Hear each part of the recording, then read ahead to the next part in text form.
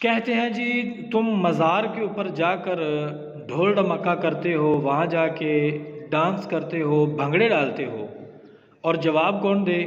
مولوی۔ اہل سنت کو برباد کرنے والے، مزارات کے تقدس کو پامال کرنے والے یہ بے علم اور جاہل لوگ ان کی وجہ سے بدنام ہیں تو سنی بدنام ہے۔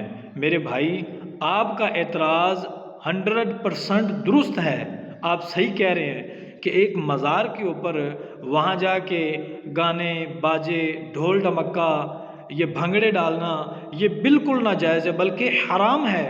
لیکن میرے بھائی، وہ کام ہمارا نہیں ہے، وہ کام اہل سنت کا نہیں ہے۔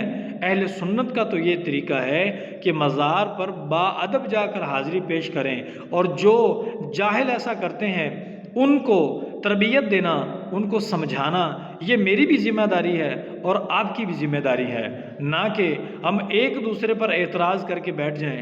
ہمیں چاہیے کہ ہم ان تک یہ باتیں پہنچانے کی کوشش کریں جو ہمیں بھی فائدہ دیں اور ان کو بھی فائدہ دیں۔